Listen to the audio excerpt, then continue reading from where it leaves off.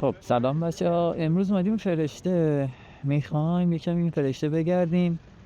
نوکرم خیلی آقایی اومدیم فرشته یکم میخوایم فرشته دور بزنیم و همچنین که من خاطره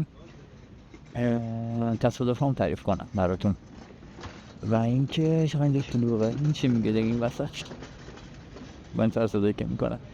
آره الان رو به فرشته 24 وایسادیم، منتظر میذارید اصلا گرم بشه، خیلی سرد بود امروز. قبل اینکه اومدم داشتم موتور رو میشستم، سر همین دستم کیس شد و سرویس شدم. بریم ببینیم چی پیش میاد. خیلی میخوامتون. 2 1 با منی کار ندارم با اینا. من کار ندارم با مردم. نه میگم این مدلی اومدی آدم پشماش میریزه اومدیم اشغال کنیم دیگه. این مدلی اومدی دهنت سرویس بالایی یا من بالام سلطان میگم این مدلی مگه الان اینجا به من بگو من نیومدی اشغال کنی. نه من دور بزنم برم خونه. خب دوره چی از رستوران اومدم برم خونه. نمیخوای اشغال کنی همینجوری اومدم خب فضل چاچه داداش سلام فیلمو بلدی بس خیلی آقاست این آقا، خیلی آقاست.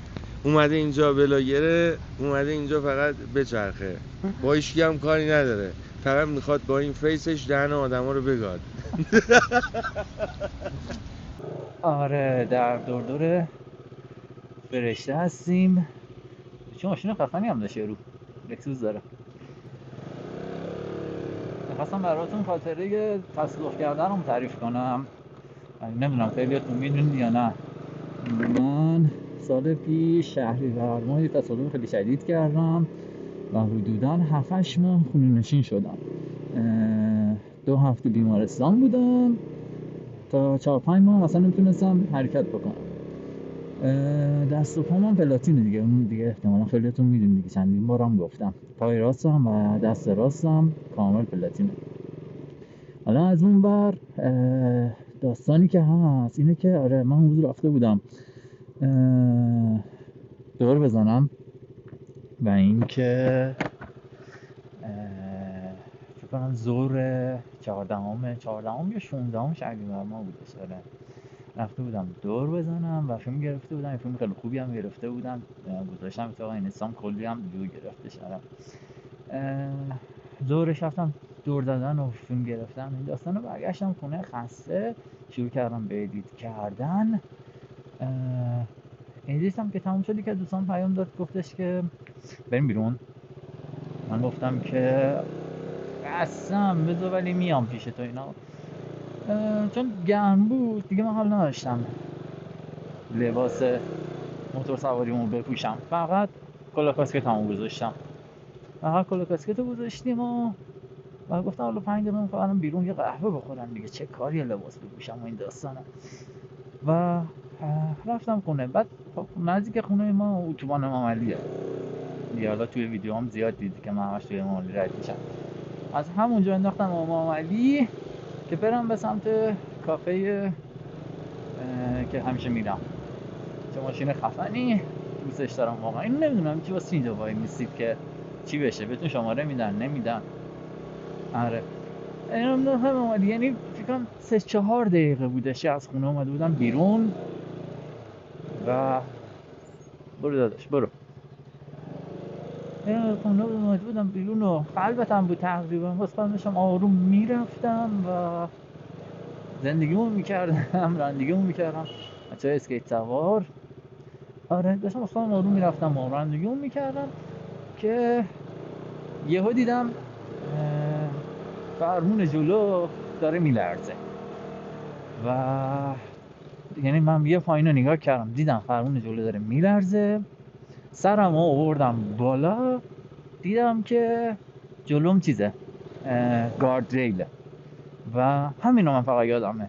آره دیدم گارد ریله. بعد که چشمو باز میکنم میبینم که یه عالمه آدم دور و بر من و یکیشون داره میگه که دووم بیار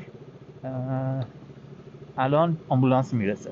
و هم تقریبا 3-4 دقیقه بعدش آمبولانس رسید و من در چیزی که از خودم اون لحظه داشتم میدیدم این بودش که هیچ جامو حس نمی کنم و هیچ ایده‌ای هم نداشتم چه اتفاقی افتاده. اینجوری بودم که چه اتفاقی افتاده، اتفاق. بعد یارو برگشت گفتش که آره، یارو برگشت به من گفتش که از اینجا رد کنیم.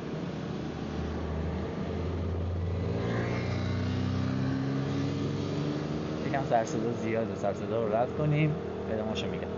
پلیس اینجا رو بسته ولی ما موتوریم، دور میزنیم، هیچ کاریمون نداره. ایشالله که هیچ کاریمون نداره. اونم هم نداشت. خلاف خلاف خلاف خلاف، ما عاشق خلاف کردنم. آره، داشتم میگفتم که یارو برگشت گفت که آره داداش، داشتن موتورتو میدزدیدن، ما نگهش داشتیم، این کلید موتورت، اینم موبایلت، الان هم آمبولانس میرسه. من چه بودم که وات فاک، چه اتفاقی افتاده. یه نگاه پایین کردم، یهو دیدم که کل بدنم خون خالیه، یعنی سمت راست من همه لباسام پاره ترکیده و خون خالیه و من اصلا دست راست و پای راستم کامل هیچ کارش نمیتونم بکنم. آره، و همون موقع آمبولانس میرسه. آمبولانس که میرسه منو میذارن تو آمبولانس. من کم کم دیگه اصلا میفهمم که داره درد میگیره بدنم. او یه بی ام و آی8 خیلی خوشگل، بریم جلو بهتون نشونش بدم. اگه اینکه 200 ما رو بگانده میریم و آی8 رو میبینیم. به به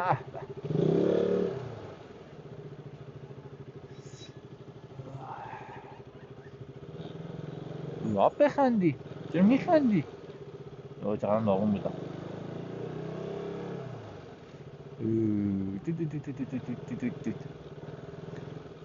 من نمیدونم چی داره واقعا دور دور که میان توش و انقدر ترافیک میکنن.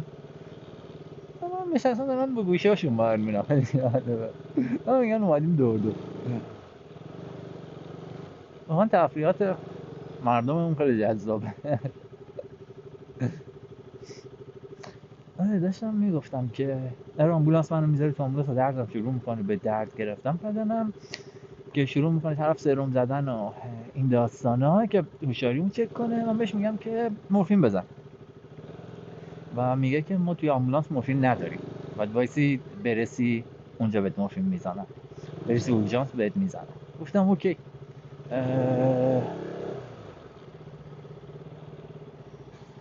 بذار این ور از این ور بریم، از اون ور برمیگردیم.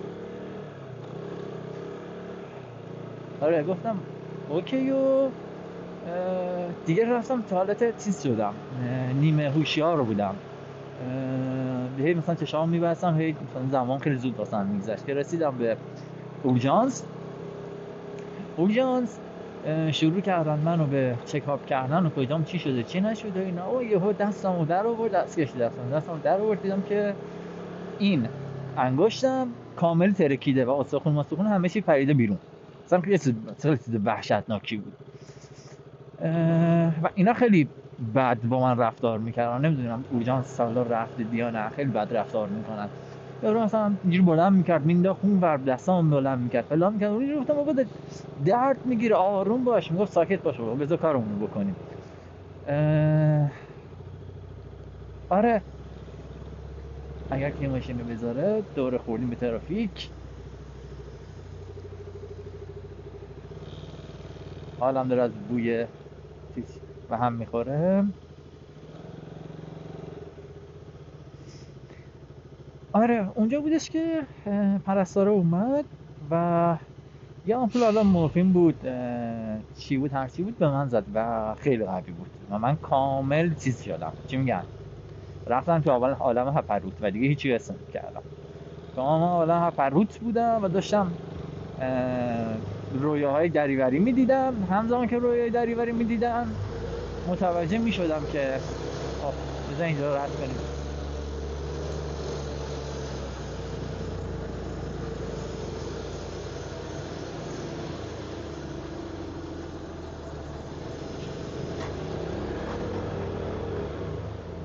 عقلش رسید و گذاشت من رد شم، دمش گرم. بهم میگم راننده باشور. آره، داشتم که همین رویاهای دریوری میدیدم. بعد متوجه می شدم که طرف داره من بخیه میزنه و مثلا هر چند دقیقه بار چشمو باز میکردم میدیدم که یه جامو داره بخیه میکنه. خیلی اصلا و از اون دوباره میرفتم توی رویای خودم، یه رویای دریوری هم داشتم میدیدم که اصلا نگم براتون. دوباره چشمو میبستم، دوباره چشمو باز میکردم میدیدم یه جای دیگه هم داره بخیه میزنه. خیلی اصلا اوضاع عجیب غریبی بود. خلاصه که دیگه بیهوش میشم و فرداش بیهوش میام. میبینم همه جام بام پیشی شده. و گشت گرفتم که بعد دکتر میاد بالا سرم میگه که آره پات خورد شده کامل، نیاز به عمل داره، انگشتت کامل از بین رفته، نیاز به عمل داره، نمیدونیم میتونیم سیوش کنیم یا نه، ممکن انگشتتو قطع کنیم و همچنین کتفت هم کامل خورد شده، نیاز به عمل داری، بعد پلاتین بذاریم و ممکنه تا 1 سال نتونی طور عادی راه بری و حرکت بکنی. نکس خیلی عادیه. آره دیگه من 2 هفته بیمارستان بودم، 3 بار عملم کردن، مثلا هر جام 1 بار عمل شدم.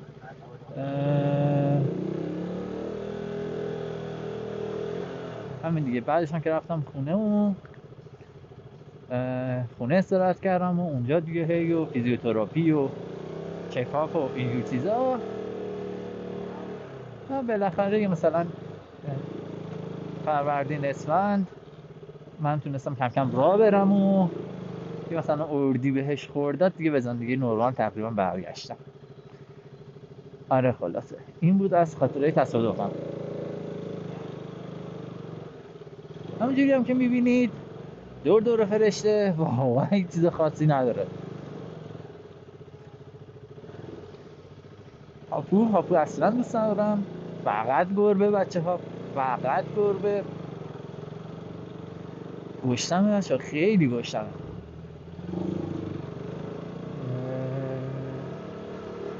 همین رو بریم به سمت خونه. آخه با ریو اومدی دور خدایا کمکم کن.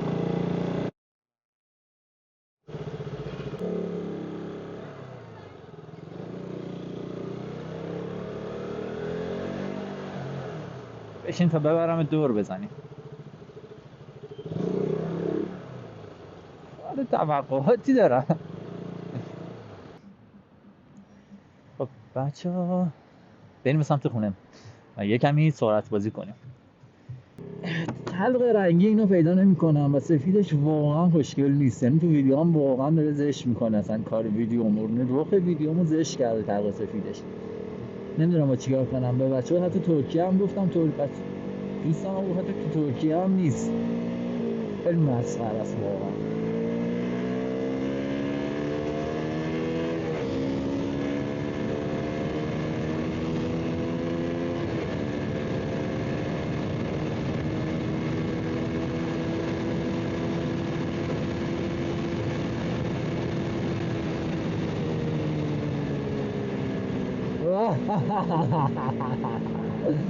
خیلی عالیه.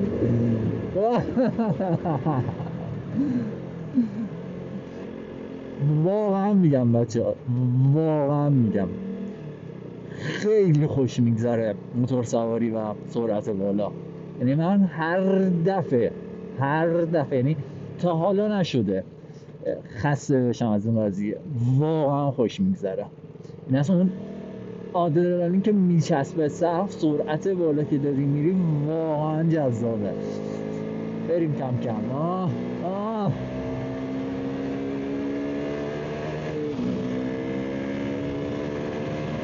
جادم خلوته جون.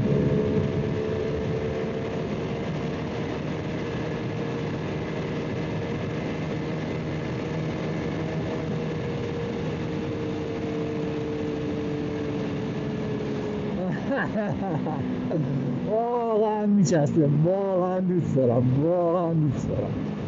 Let's go.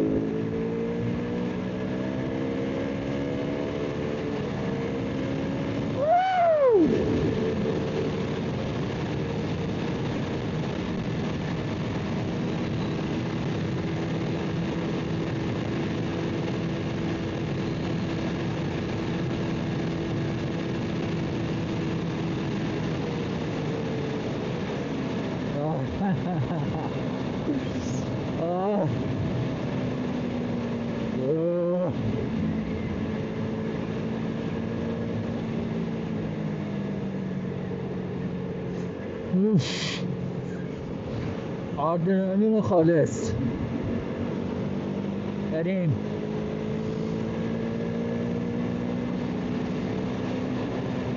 ترافیک شد بچه ها.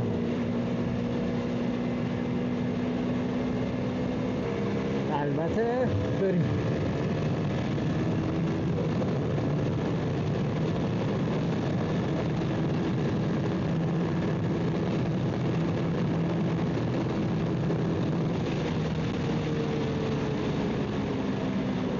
آقا دو سوال میپرسم، سرعت هم الان چقدر بود به نظرتون؟ تو کامنت ها حتما بهم بگید. و اینکه چرا موتور سوار وقتی میخوان سرعت برن میخوابن روی موتور؟ به نظر دلیلش این چیه؟ خب بچه اومدیم ساعت که نیستیم همتی، سرعت زیاد، لای کشید، هیجان خالص. Let's go. Let's go.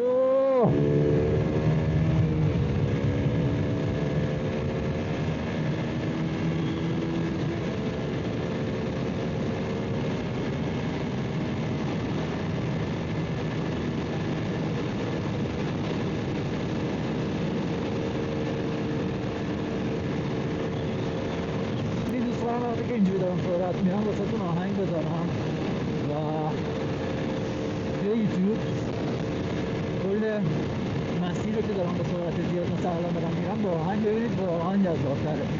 ولی یوتیوب متاسفانه اینجا جاده‌اش به خاطر یوتیوب کپی رایت میگیره و ویدیومو بند میکنه. به همین دلیل نمیتونم آهنگ بذارم. خیلی اینش یه ذره بده. حالا تا بعدا ببینم چه فکر میتونم بکنم و اینکه خیلی دوستتون دارم.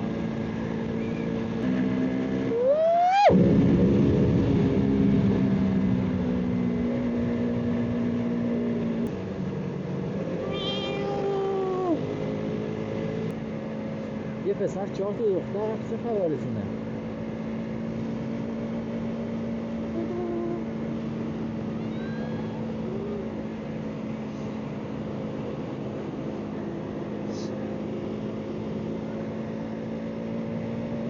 اتفاقا این شد یه خاطره واسهتون تعریف کنم که آره من یادشم مالی همجوری میرفتم همجوری چیرتور واسه خودم داشتم عشق میکردم و میرفتم واقعا چیرتور که میگم یعنی که سرعت زیادی نمیره، آروم میره یا مثلا یه آهنگی گوش میکنه این داستان داشتم میرفتم یهو دیدم یه پدال با سرعت خیلی زیاد که همین الان دارم میبینم یه سریاشون رو همین الان دارم میبینم وقتی میگم بیاد دارم مسابقه میکنم. من این کارها رو بیتیدم و دوشم کنار و کلام هم بیتیدم.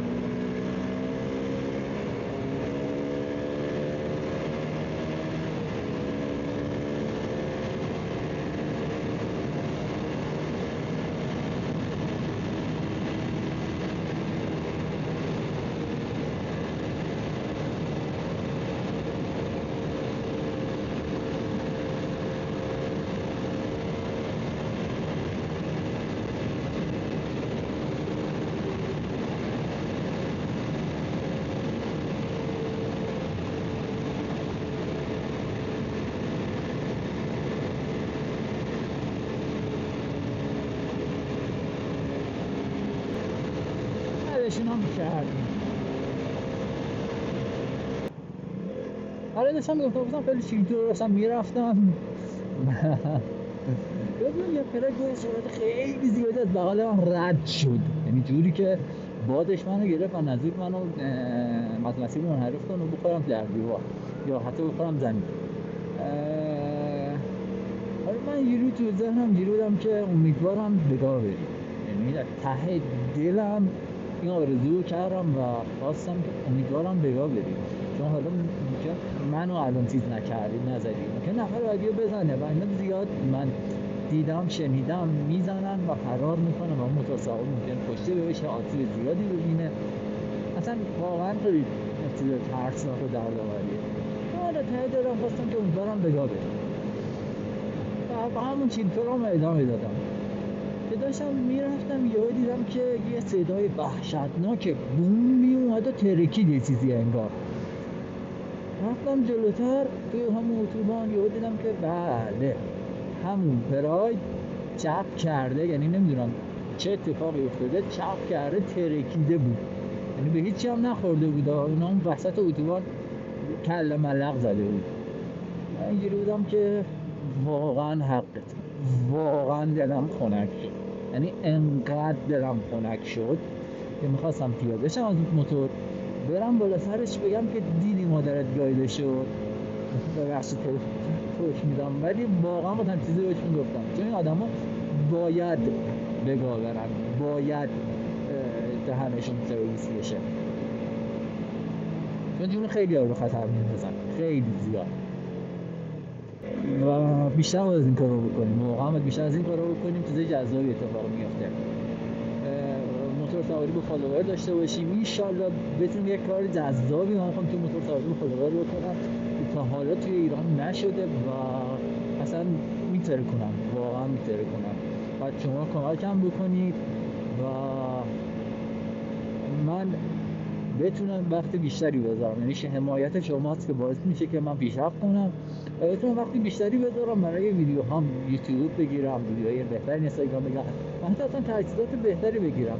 من یه دونه فقط دوربین دارم و میکروفون دارم، همین دوتا دارم کار انجام میدم و واقعا سخته، تجهیزات نیازه برای ویدیوهای بلند یوتیوب و ویدیوهای خوب، واقعا تجهیزات نیازه و خب خیلی هم گرونه، مخصوصا با این دلاری که الان هست واقعا گرونه، همه چی گرونه.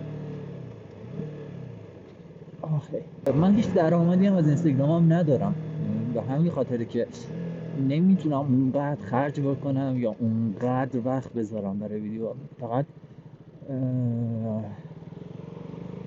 دلگرمی حمایت شما هست، یعنی فقط خاطر شماها دارم هنوز کار میکنم. اگر به خودم بودش تا حالا دیگه ول کرده بودم و کار رو میکردم، چون هیچ سودی برای من نداره و فقط واسه من ضرر داره و خرج زیاد داره. به همین خاطر من ازتون میخوام که بیشتر حمایت بکنید، مخصوصا یوتیوبمو، یعنی یوتیوبمو، چون یوتیوب به من درآمد میده برعکس اینستاگرام که درآمدی نداره. یعنی من 100 میلیون هم ویو داشته باشم توی اینستاگرام هیچ درآمدی به من نمیده، یک قرون هم به من اینستاگرام نمیده. برعکس توی یه خلاف ریز قشنگ بکنیم، برعکس توی یوتیوب نه اینجوری نیست، من حتی مثلا 10,000 تا ویو هم داشته باشم یه مبلغ خوبی به من میده، ولی تا که به درآمدزایی برسم یه کمی طول میکشه، یه سری قوانین خاص خودشو داره. به همین خاطر این اول شما نیازه که منو خیلی بیشتر تو یوتیوب حمایت بکنید، یعنی ویدیوهامو کامل ببینید، کامنت بذارید، به دوستاتون بدید ببینن، حتی سابسکرایب بکنید. خیلی میخوامتون، مخلصم.